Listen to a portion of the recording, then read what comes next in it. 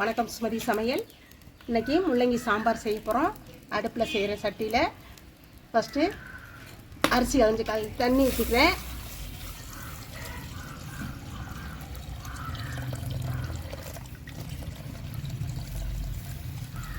வெளியில் வச்சுருக்கோம் இல்லையா, குக்கர்லலாம் இவ்வளோ தண்ணி தேவைப்படுது. நம்ம அடுப்பில் வச்சு சமைச்சிட்டு இருக்கிறதுனால தண்ணி கொஞ்சம் அதிகமாக தான் தேவைப்படும். அதனால் தண்ணி கொஞ்சம் அதிகமாக ஊற்றிருக்கேன். பருப்பு துவரம் பருப்பு போட்டுக்கலாம்.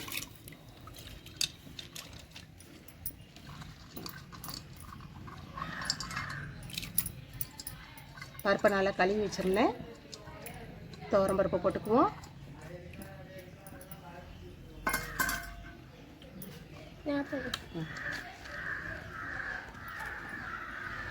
ஜீரகம், மஞ்சத்தூள் 2 போட்டுக்கலாம்.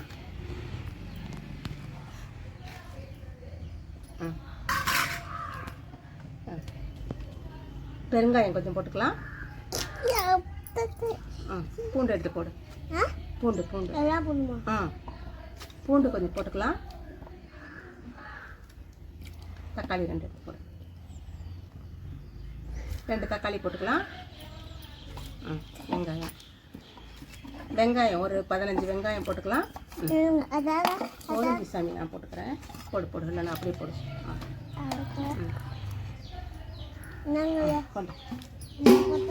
இது போதும், இது ஊற்ற முடியாது. விளக்கெண்ணெய் கொஞ்சம் ஊற்றிக்கலாம். நம்ம இந்த விளக்கெண்ணெய் வந்து பருப்பில் ஊற்றினோம்னா பருப்பு நல்லா வெந்துரும்ப்பா. நம்ம யாரும் விளக்கெண்ணெய்லாம் அவ்வளோ யூஸ் பண்ணுறதே இல்லை. இப்போ பருப்பில் எண்ணெய் ஊற்றி விளக்கெண்ணெய் நம்ம உடம்புக்கு நல்லது. அதனால் இப்போ பருப்பில் கொஞ்சம் ஊற்றி வேக வச்சிட்டோம்னா அது ரொம்ப ஸ்மெல்லும் வராது, ஒன்றும் வராது. பிள்ளைங்களுக்கும் தெரியாது. பருப்பும் நல்லா வெந்த மாதிரி இருக்கும். நம்ம உடம்புக்கு ரொம்ப நல்லது. அதனால தான் நான் விளக்கெண்ணெய் ஊற்றிருக்கேன். நல்லா இது வேகட்டும்.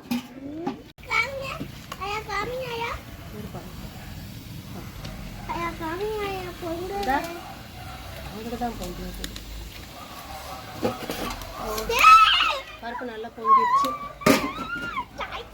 கொஞ்சம் நேரத்தில் வெந்துருக்காங்க. அந்த ஒரு கத்தி எடுத்துட்டு வாப்பா. கத்தி இல்லை, சாரி, கரண்டி ஒன்று எடுத்துட்டு வா. தம்பி வைக்காத, என் புகஞ்சிட்டே இருக்கு பாரியா. நான் அதனால தான் அதை எடுத்து கீழே வச்சுட்டேன் பாரு.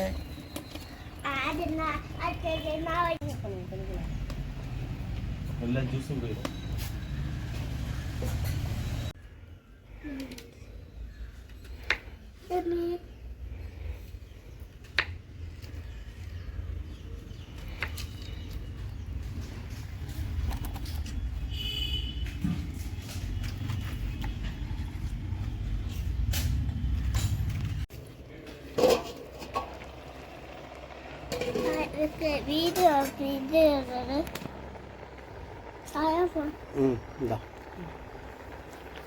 பருப்பு நல்லா வெந்துருச்சு.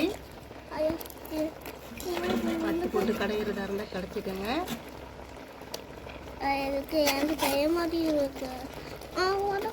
தெரியும், 2 பேத்துக்கும் தெரியும் பாரு.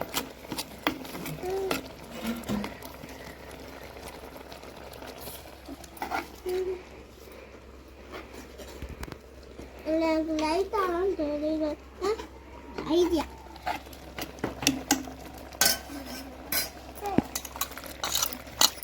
முள்ளங்கி அலசிட்டு கட் பண்ணணும்னு வச்சுக்கோங்களேன். நல்லா வணக்கிக்கலாம். வணக்கி போட்டு செய்யலாம். அந்த கருப்பெல்லாம் இருக்கிறதுனால எங்கள் பசங்களுக்கு பிடிக்காது. அதனால் நான் கழுவிட்டு அதுக்கப்புறம் முள்ளங்கி அப்படியே பச்சையாகவே போடுறேன். போட்டு இது மாதிரி சமையலும் செஞ்சு பாருங்கள். ரொம்ப நல்லாயிருக்கும். வணக்கி தான் செய்யணும்லாம் இல்லை. இது மாதிரி சும்மா தண்ணியில் அலசிட்டையும் பருப்போடு அப்படி வேக போட்டு கொஞ்சம் நேரம் வேகட்டும். வெந்ததுக்கப்புறம் சாம்பார் வச்சு பார்ப்போம்.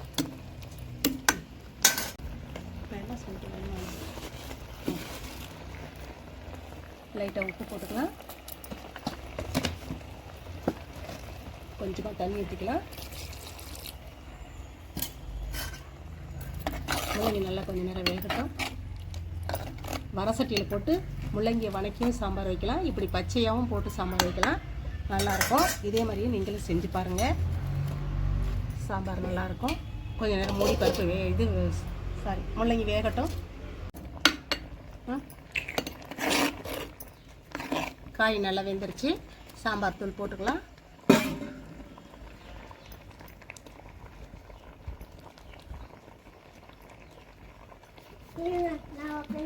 சாம்பார் தூள் ஒரு 1.5 ஸ்பூன் போட்டுக்கோங்க.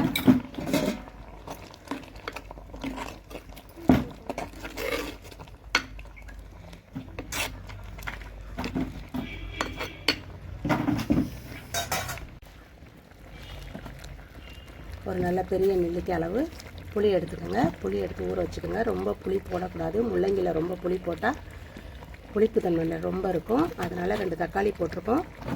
கொஞ்சமாக புளி ஊற்றுனீங்கன்னா போதும். புளி தண்ணி ஊற்றிக்கலாம்.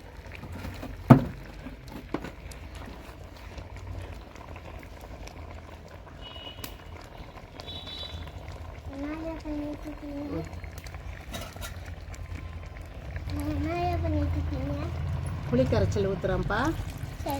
ம்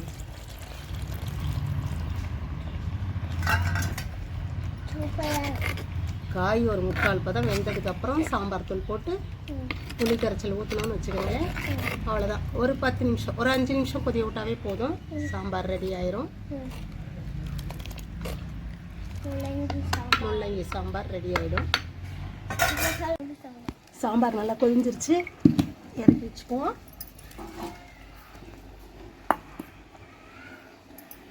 தாளிக்கிறதுக்கு ஒரு பாத்திரம் வச்சுட்டேன்.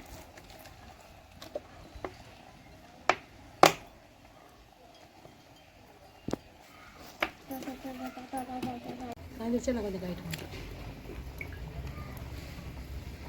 எண்ணெய் காய்ஞ்சிருச்சு. கடுகு நம்பருக்கு கொஞ்சம் போட்டுக்கலாம்.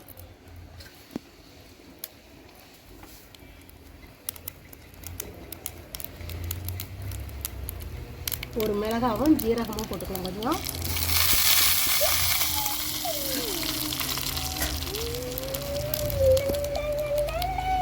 கருவேப்பிலை கழுவி வச்சுருக்கேன், அதையும் கொஞ்சம் போட்டுக்குவோம். கொத்தமல்லி கொஞ்சம் போட்டுக்கலாம். நம்ம பெருங்காய பொடியெல்லாம் போட்டுட்டோம். அடுத்து வேக போடுறோம். பெருங்காயம் போட்டு வேக வைக்கிறதுனால பெருங்காயம் தேவையில்லை. இப்போ சாம்பாரில் எடுத்து கொட்டிக்குவோம்.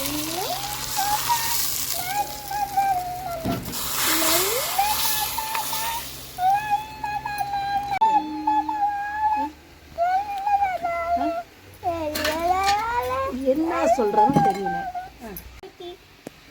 முள்ளங்கி சாம்பார் ரெடி ஆயிடுச்சு. இதே மாதிரியே நீங்களும் செஞ்சு பாருங்கள். செஞ்சு சாப்பிட்டு பாருங்கள். சாப்பிட்டு பார்த்துட்டு சுமதி சமையலுக்கு லைக் பண்ணுங்கள், ஷேர் பண்ணுங்கள், சப்ஸ்கிரைப் பண்ணுங்கள். தேங்க்யூ.